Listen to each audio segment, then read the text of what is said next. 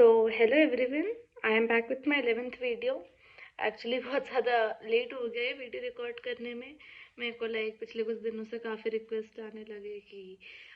आगे के प्रोसीजर्स आपने बताए नहीं, कैसा होता है, क्या होता है, समर इंटर्नशिप एक्सपीरियंस आपका ओवरऑल कैसा था, क्या सीखा, and all kind of impostor syndromes one feels. तो मुझे लगा बना लेना चाहिए।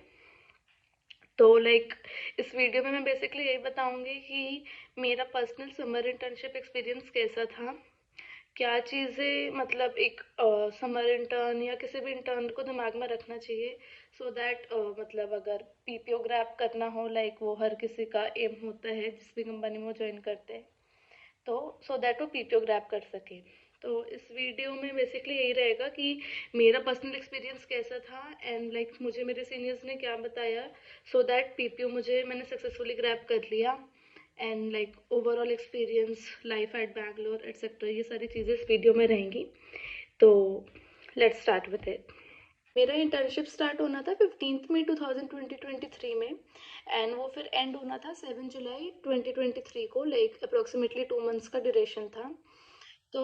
ये 2 मंथ्स काफ़ी इंटरेस्टिंग रहे एंड बहुत मिक्स्ड इमोशंस थे, क्योंकि बहुत सारे नए लर्निंग्स रहे, चाहे वो टेक्निकल हो कि नॉन टेक्निकल हो। उसके अलावा काफ़ी इन्जॉयमेंट हुआ, एकदम फर्स्ट टाइम कॉर्पोरेट लाइफ में एंटर हुए थे, तो काफ़ी इन्जॉय किया। हर दिन ऐसा लगता था कुछ ना कुछ नई लर्निंग हुई है, हर रोज़ कुछ ना कुछ लगता था आज एक और न्यू एन्जॉयमेंट। ऐसा लगता था हर रोज़ ऑफिस के बाद घर में बहुत सारी बातें बताने को होती थी, बहुत ज़्यादा, मम्मी आज ये हो गया, मम्मी आज ये हो गया।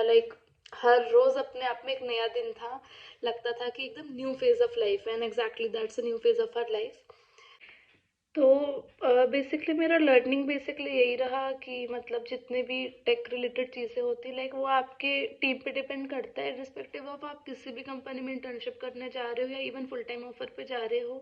कि आप किस टेक स्टैक पे काम करोगे, क्या आप एग्जैक्टली काम होगा। दैट इज़ वो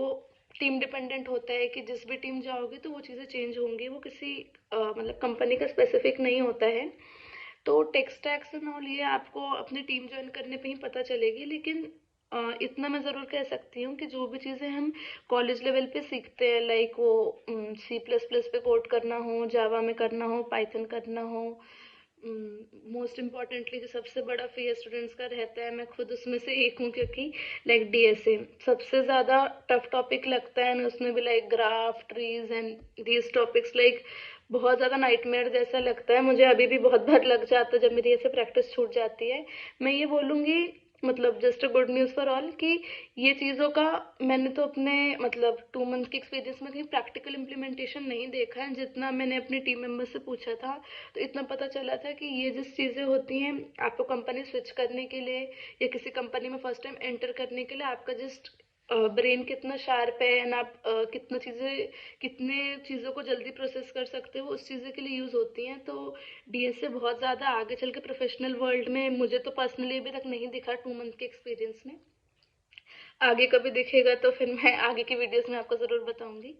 लेकिन डीएसए का बहुत नीड नहीं है, पर हाँ मैं ये बोलूँगी कि अगर आप में से कोई जावा में नहीं कोड करते हैं तो मैं बोलूँगी कि जावा तो हर एक सॉफ्टवेयर डेवलपर को आना ही चाहिए, क्योंकि सी प्लस प्लस में कंपनी का काम नहीं चलता है। जावा तो आज के टाइम में मस्ट है ही।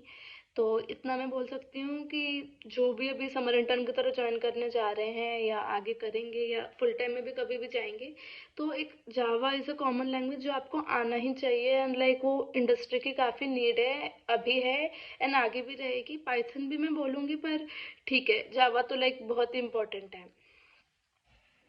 फिर एक हो जाता है कि स्टूडेंट्स को काफ़ी फियर होता है कि बेसिकली हम इसको इम्पोस्टर सिंड्रोम बोल सकते हैं, कि ज्वाइन करने से पहले हज़ार प्रकार के फियर्स होते हैं कि क्या होगा अगर मैं ढंग से परफॉर्म नहीं कर पाऊँ, एंड ऑल दिस थिंग्स। तो ये मैं बोलूँगी कि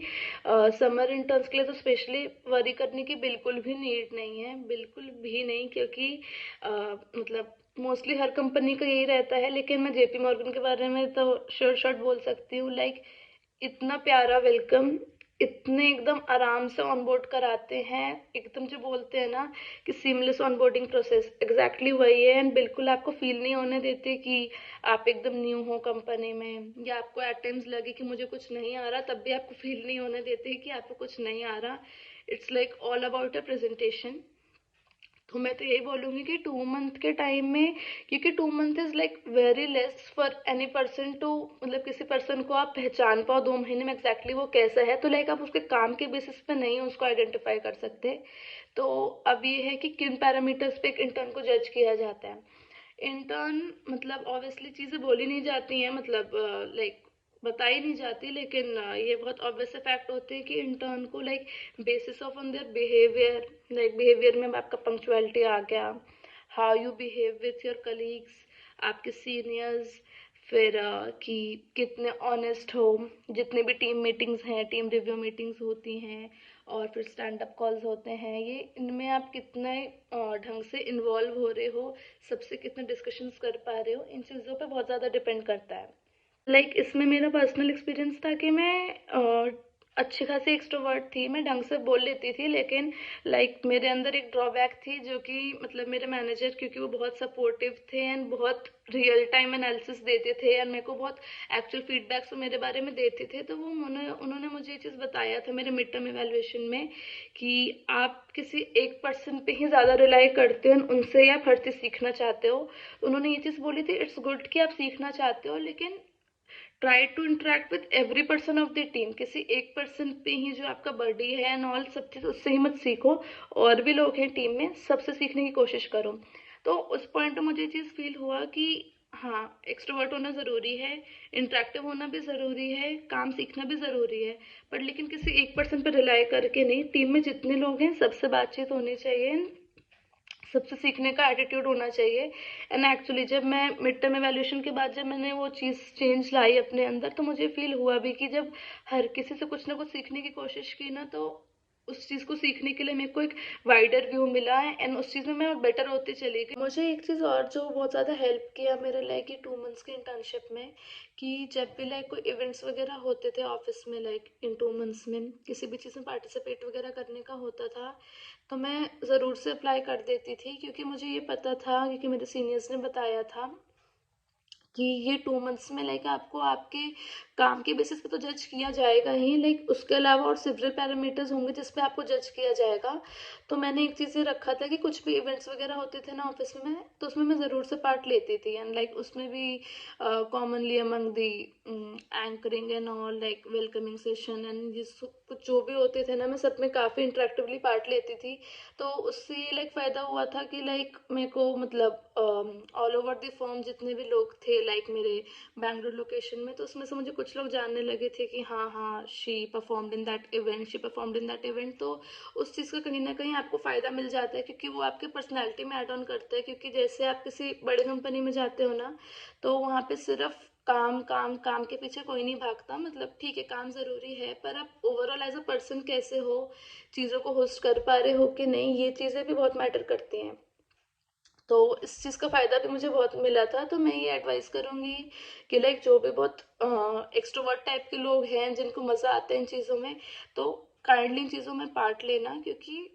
मतलब इसको ये मत समझना कि ये तो बहुत टाइम वेस्ट है, मेरा टाइम वेस्ट हो जाएगा, ये टाइम वेस्ट नहीं होता, ये काफ़ी आपके प्रोफाइल में ऐड ऑन करता है। एंड इसके अलावा मैं बोलूँगी लाइक समर इंटर्नशिप के टाइम में काफ़ी हमारी मीटिंग्स होती थी, मतलब बहुत सारी मीटिंग्स होते रहती थी, लाइक हमें अलग अलग चीज़ें बताते थे, वर्कशॉप्स वगैरह होते थे,